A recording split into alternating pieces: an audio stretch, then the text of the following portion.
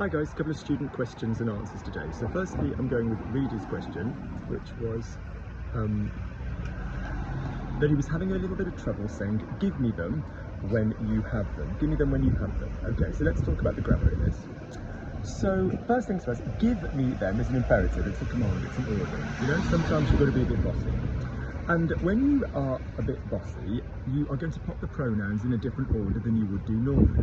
So for example, if you have double pronouns and you say you give me them, then you would normally say tu me les donnes, tu me les donnes.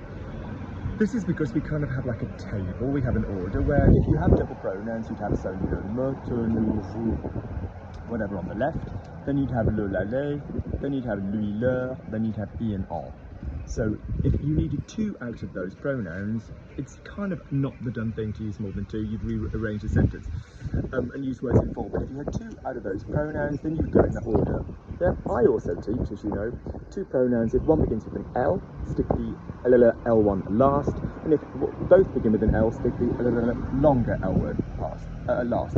So for example, he gives me them, il me les donne. Me is coming before the les. I give him them, je les lui donne. The lui is coming after, the les is going before.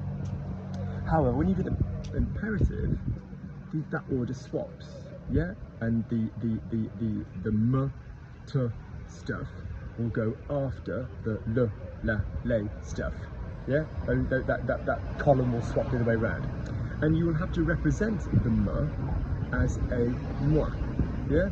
The only time that you're ever going to see the pronoun me as a me, an M, on the right hand side after an imperative would be if it was like with a mon, yeah, or something to that effect, okay? So, in other words, give me them is donne-les-moi, donne-les-moi. Next up we have the fact that when you have them. Now this is, as Reedy suggested, is going to be a future, because when you have, even though in English we are saying have present tense, it would be quand tu les auras.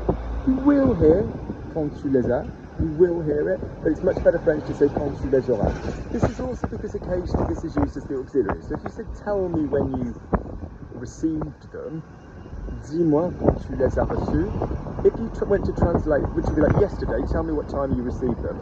If I said tell me later when you have received them, if you literally said the same thing, dis-moi quand tu les as reçus, it would be the same thing in French. So it's much nicer French to use the future to talk about the future.